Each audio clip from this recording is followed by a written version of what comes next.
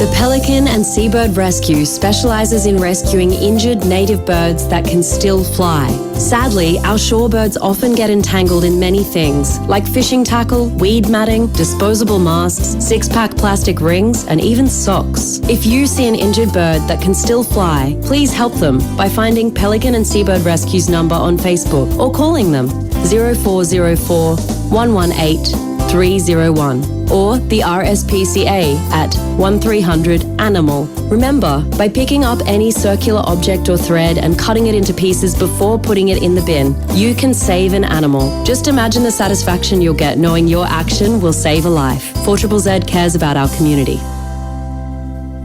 4ZZZ. Eco Red. Radical Radio Collective. 4ZZZ. Good afternoon, listeners. You're on 4ZZZ 102.1 FM. This is Eco Radio, Australia's longest running peace and environment radio show, probably. We are taking over your middle of the day, middle of the week, endish of the month airwaves. My name is Dave. My pronouns are he, him. And I want to start off by acknowledging and paying my respects to the custodians on the country in which we broadcast. We are located in the city of Mungangin, or Meanjin, on Turrbal Yugambeh land. I also want to acknowledge and pay my respects to all Aboriginal and Torres Strait Islander people who are listening in today. Our radio waves reach Cubby Cubby and Yinabara country in the north, Waka Waka country in the west. In the east, we pay our respects to the Quandamooka people. Down south, we reach the Commonwealth, the Garigal, Mununjali, Wandjarabara, Yugambeh and Bunjalung countries. Thank you very much to No Idea for another wonderful show. I love the whale talk that Peter did. The pictures of whale fall are mesmerising, and I find whales just endlessly fascinating. Also, Peter has a very funny video on their social media and on the ABC socials called Whether You Like It or Not, weather spelt like the rain, sun systems, where she explains the El Nino effect. And it's very funny and it's very informative, and I highly recommend you go check that out. Thank you also to Gabe for giving everyone some background on bird flu. That's what I'm going to be talking about today on Eco Radio. We're going to be talking about bird flu that has been found on our mainland. We're going to be talking to Professor Hugh Possingham. He's the president of BirdLife Australia. He's a fantastic person to engage with on this. He's former Queensland chief scientist, is a Rhodes scholar. It's just an avid birder and someone I've been lucky enough to talk to on a few occasions about birds here in southeast Queensland. So I'm looking forward to that. That is coming up very soon. You're listening to 4ZZZ. This is Eco Radio, and we were playing bird songs just then because I've got on the line Hugh Possingham, president of BirdLife Australia. Hugh, thank you so much for joining me. Good, no problem, Dave. It's always a pleasure to talk to you. However, today we are going to be talking about the H5 bird flu outbreak that was recently confirmed on the West Australia coast. We've been expecting this disease for a while. Why is it so worrying? It is. Bird flu is common. There's lots and lots of kinds of bird flu, and it has been running around. It's always around. In fact, there is bird flu in Australian birds, a bit like there's flu in people all the time. But this particular variant is highly pathogenic, which basically means a large number of individuals can die rather than just getting mildly sick and then recovering after a few days. Again, not unlike a human being. So it does cause a lot of death, and there have been big outbreaks basically with the last continent to get it, and now 2 birds have turned up in Western Australia near Esperance that have been positively identified as having the disease after testing. Some of the outbreaks in other parts of the world have caused mass die-offs of birds. So species like Peruvian boobies in Chile and Peru, 50% of the birds have died. So it can cause large die-offs of birds, particularly birds that live in colonies. Yeah, so the black swan, the regional symbol of Western Australia, is one of the birds that could be greatly affected by the flu. The black swan is of particular concern because it has small colonies? Exactly. I mean, they congregate, particularly they congregate in the wintering period. So some birds congregate to breed, some birds congregate in the wintering period. But yeah, the groups that are very susceptible are, as you just say, things like the black swan, but all waterfowl, so all ducks and geese. Right. Shorebirds, so those little brown birds that sit out on mudflats. In fact, we expected this to arrive last year when shorebirds, these are what we call waders, curlews, greenshanks, sandpipers, they come from Siberia and they spend the summer here, our summer here, avoiding, because you don't really want to be in Siberia in the middle of winter, I don't think. No. And they come down in their tens of thousands, and it's a massive, amazing migration of many, many species. But it didn't arrive that way. And what's happened, it's come through the subantarctic islands in pelagic birds. What do I mean by pelagic birds? They're seabirds, things like albatrosses, petrels, skuas, and the two birds that it's got, one is a northern giant petrel and one is a brown skua. And they usually stay off the coast. And they would have bred down in the subantarctic islands over the summer. Now wintertime comes, again they move up to the Australian coastline to avoid getting very, very, very cold, and they feed. But if they've got this disease, which they've probably brought from these subantarctic islands, they get sick, they then land on the shore and in estuaries around the coast, and that's when it can transmit to all the birds here, particularly waterfowl, and birds that congregate in large numbers, gulls, terns, all those sorts of things. So anything that congregates in large numbers is potentially in trouble. Do we know, you say we were expecting it to come from the north with the seabird migration, with the shorebird migration. Shorebirds. But it came from the south, from the subantarctic islands. There have been mass die-offs on those islands. Even seals were affected. Yeah, can move to mammals as well, yeah. Do we know why it didn't come from the north? Is there any indication that we could stop a migration that way?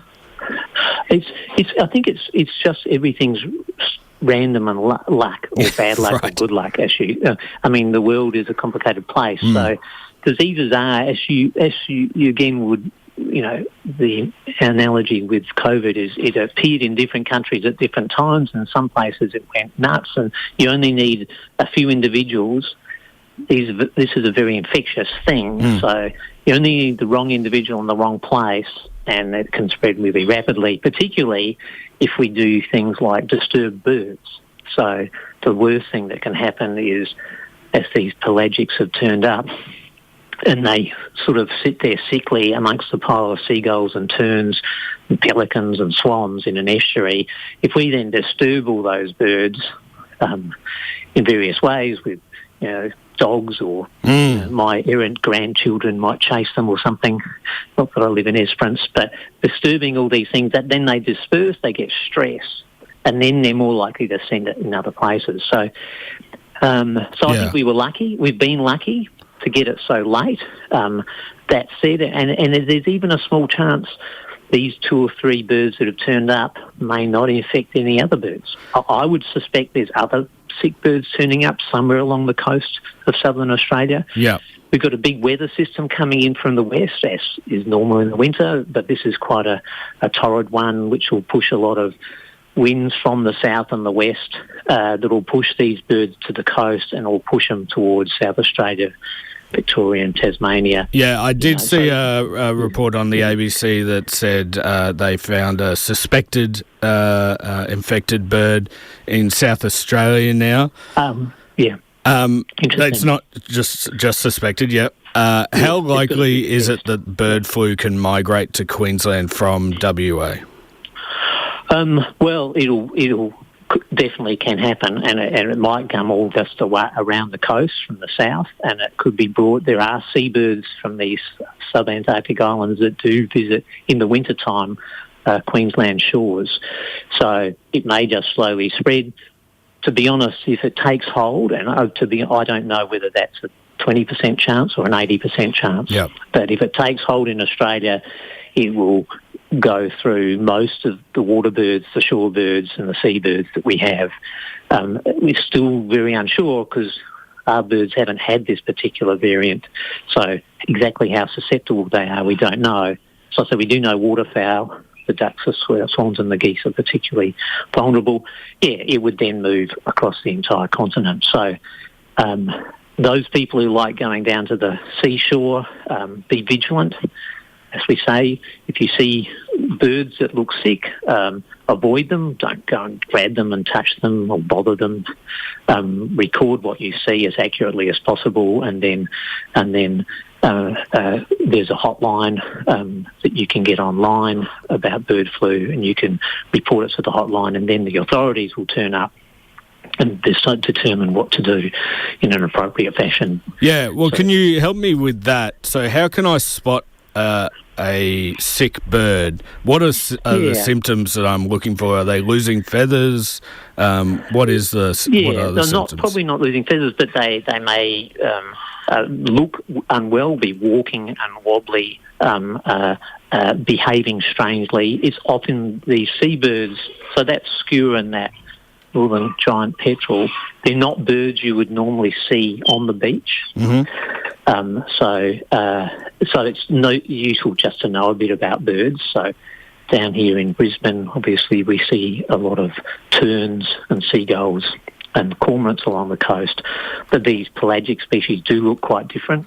Okay. Shearwaters, petrels, things like that. And if they're sitting, usually they don't sit on beaches, they're usually feeding in the open ocean. So it's worth just looking in your book through those seabirds and seeing what but you will see they look unwell, vomiting as well. Okay, right. Yeah, it'll be fairly obvious, and then that's the time. Again, don't go any closer. Try and observe them from afar using binoculars. Write down where you are, what you're seeing, and report it to the authorities. Yep. Right, so you have to actually maintain quite a bit of distance. Sorry. You have to maintain quite a bit of distance. It's not just, That's right. a metre or so. It's more like 15 metres. Yeah, 30, 40. You really don't want to push them to another place or stress them any further if they're unwell. And if you've got dogs or small children, then they need to be sort of contained. Not that the chances of these diseases spreading to human beings are extremely low. No. And that has really not happened. It's really just the danger to push this bird, pushing it on, stressing it more, making it sicker, and then causing it to transmit things to other birds. Yeah. So it's really then about the reporting process, and there's a Emergency Animal Disease Hotline which you can ring. Yeah. As we know, one of the greatest joys in life for a child is running into a flock of birds. Oh, that's right. So we've got to be really careful about that. That's right. Are there big worries for you about bird populations? Are you really concerned because we aren't doing well with species conservation at the moment? No, Australian birds across the board are somewhat in decline. I mean, there are some successes in terms of if we get enough money, BirdLife Australia can do wonderful things with state agencies, other conservation groups, and we can get recovery. But in general, when 1/6 of Australia's birds are threatened with extinction, we actually don't have enough money to work on them all. And there's particular things, for example, where this bird flu's landed near Esperance. There's two fairly uncommon bird species, a hooded plover subspecies and a Cape Barren goose again, a waterfowl that they're not common birds. We're talking around 1,000 pairs in the world.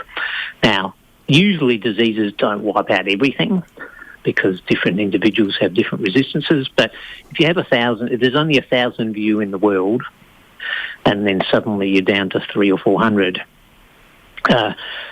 then things become problematic with inbreeding depression and other catastrophic events. And so you're sort of ratcheting down and getting closer towards extinction.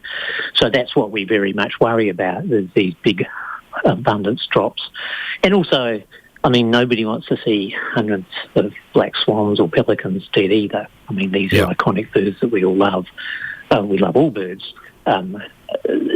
Again, it's very unlikely that they'll become extinct. It's really these less common restricted range species that could be driven to extinction if there's other events. Yeah. So is BirdLife Australia amping up its monitoring of these shore populations or estuary populations? As best we can. And we're not a big organisation, but we have a lot of volunteers. I mean, we have a lot of very good bird watchers in Australia, and coordinating them. We have a platform called Bird Data where people can record all their observations, and in there you can we've just added a new facility in the last few months enabling you to record information about what appears to be sick or diseased birds, and that goes into the database, and then that can help track what's going on.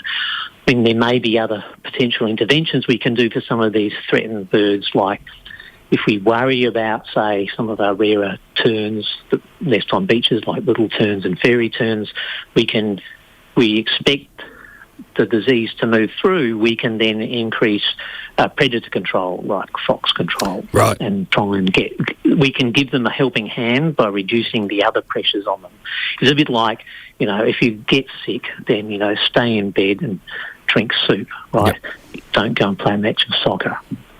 Yeah, that would be a smart thing to do. So all the other things we can do for these populations, and we have a long list of the birds that we're most worried about and the actions that we're trying to take as best we can, and hopefully we can get the different levels of governments to also pitch in and help as well. Yeah, that's a good point. BirdLife Australia, obviously a non-government organisation. What are the governments doing? Is it a state-by-state basis? Is the federal government getting involved? They are, and they have put some money aside for targeted investment. I think at the moment they're not... and there has been investment through the Threatened Species Commissioner previously. I think they're watching, because we've had the two definitive reports. You just mentioned the third one, which I didn't know about, which may or may not be positive.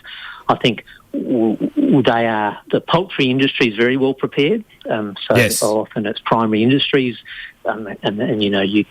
when they have these disease problems, and the previous ones were not the same kind of disease, they take very rapid action.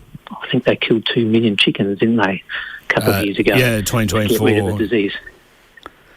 Yeah. So, but we were very worried about the environmental factors. I mean, it's a huge economic disaster killing 2 million chickens, but if we lose 2 or 3 species of bird, then that's something we have to suffer for thousands of years. They'll never come back. So we're hopeful that they will increase their investment in on-ground surveillance and work with us. I guess I say we have a lot of people who know what these obscure birds are and are very good at identifying them. I mean, some of the reports, for example, they didn't know what kind of skua it was, and they thought skua was spelled S-K-E-W-E-R, not S-K-U-A. Okay. So it's very nerdy, but, getting accurate identification is important. And being able to tell some of those birds they're not just a juvenile seagull.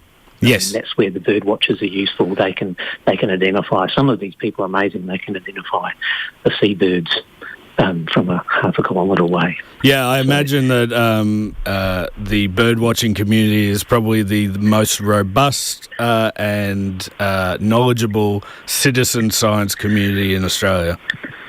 Yeah, they have a lot of expertise and they're very good at it. And we're getting more and more people coming on board. I mean, bird watching is booming. some people are just casual bird watchers, but the more they get into casual bird watching, the more interested they get into rarer and rarer species. Yeah. And their identification skills improve enormously. Absolutely. Thank you very much, Hugh, for joining me. Can you just let people know one last time what they can do if they suspect there's a sick bird around them? So they should avoid it and keep a distance, birds from a distance. Write down as much as possible in your smartphone or on a piece of paper, or take a photo. Make sure you know exactly where you are, and then you report it to this Emergency Animal Disease Hotline, which is 1800 675 888. Fantastic. Thank you very much, Hugh. Always a pleasure to talk to you. Good chat. Anytime. Absolutely. That is Hugh Possingham, President of BirdLife Australia. Let's go to a song now. This is Melaleuca with I Whisper Good Morning to You. You're listening to 4ZZZ. This is Eco Radio. Are you renovating, restocking your classroom craft stash, building a sci-fi film set, looking for an out-of-the-ordinary material to complete your art project? Conveniently located in Wollongabba, Reverse Garbage Queensland is a treasure trove of raw material for every kind of creative. It's like a hardware, craft and office supply store all in one place, at half retail price or less. Add an extra 10% off with a 4ZZZ sub-discount. Everything in-store is industrial discard from around Brisbane, so when you buy something, you're saving it from landfill. Reverse Garbage is a proud 4ZZZ subscriber discount outlet. They tried to bury me.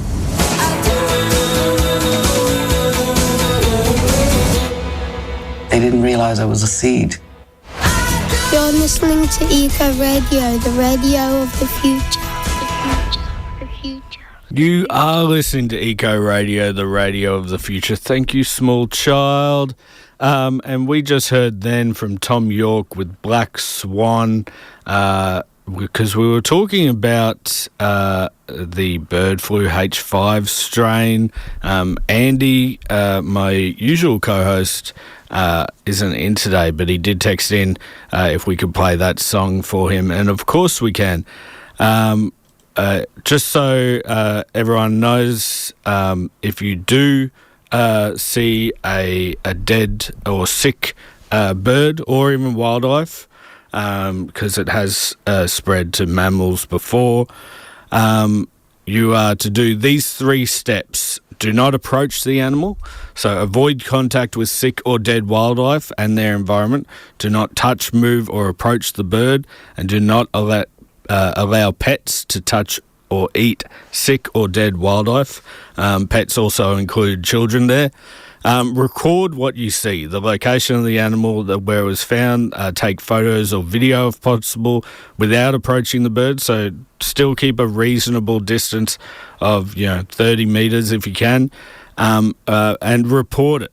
Report any unusual illness or death in wild birds and other wildlife immediately via the Emergency Animal Disease Hotline, which is 1800 675 888. I'll post all this up on our show page when I am finished with the show today.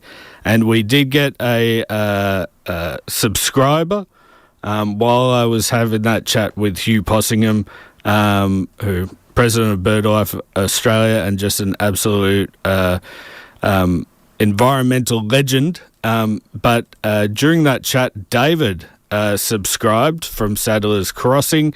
Thank you so much, David. You now go in the running to win the June monthly subscriber prize.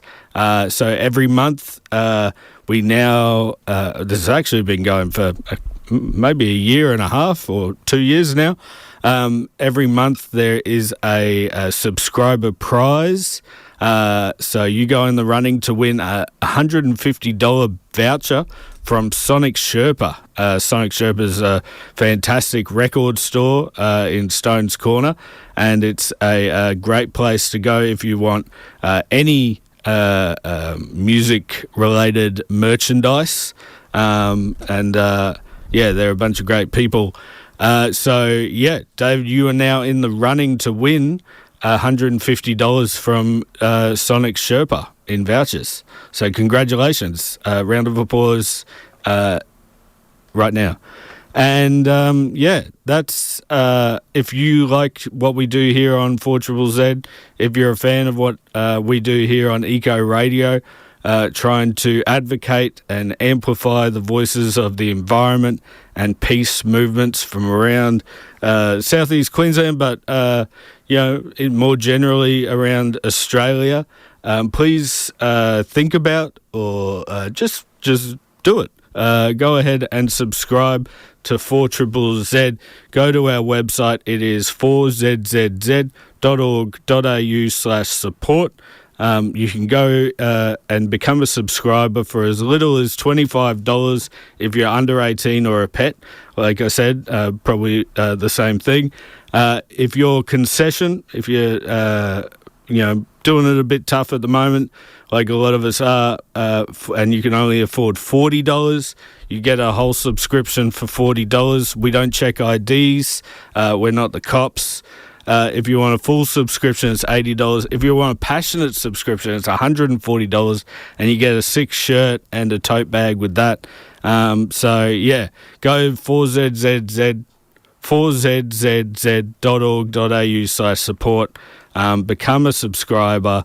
It's for a whole year, and there's a whole bunch of things that you can get involved with. Not only the June monthly subscriber prize, but also there's a bunch of subscriber discount outlets out there.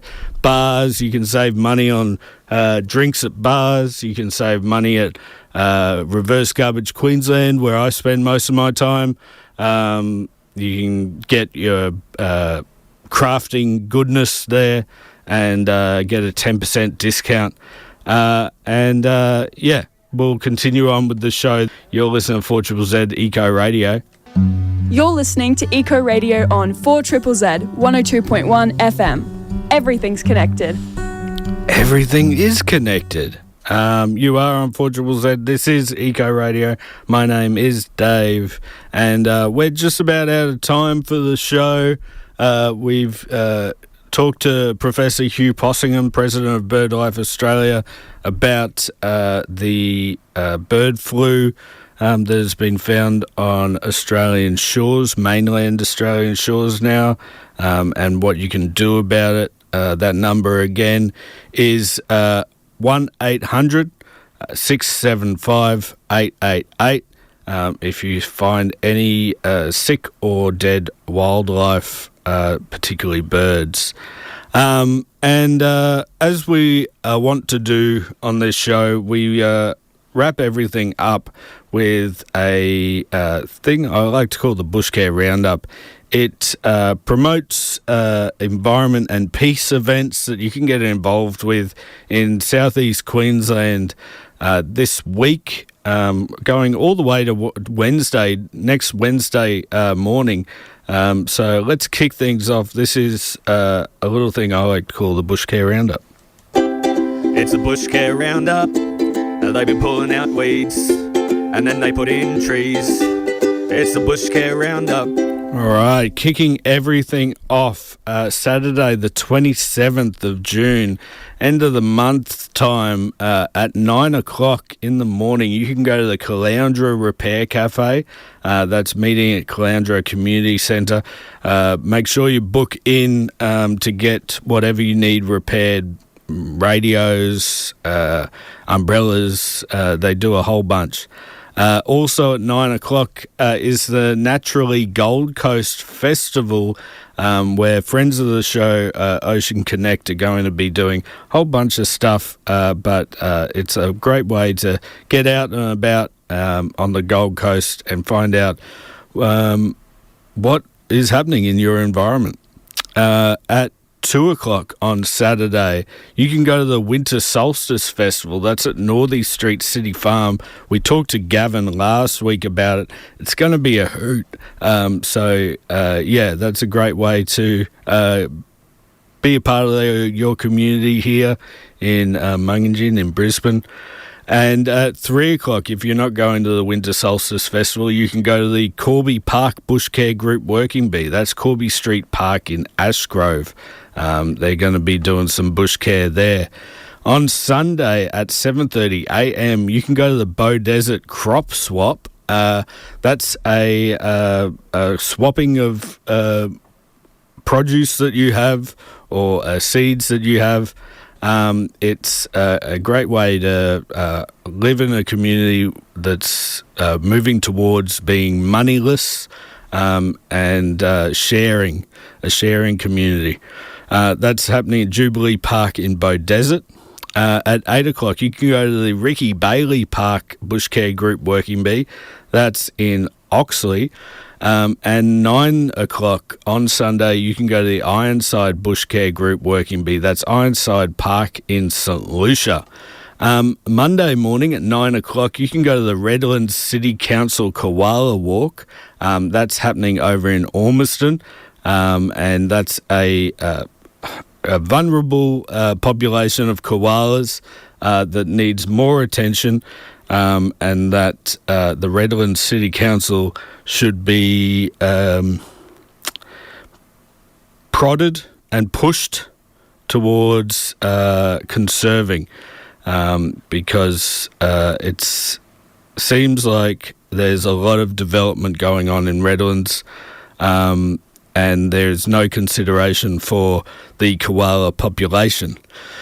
And then Wednesday the 1st, that's 1st of the month of July, you can go at 8 o'clock in the morning to the Ocean Crusaders Brisbane River Cleanup. That's happening in Morningside.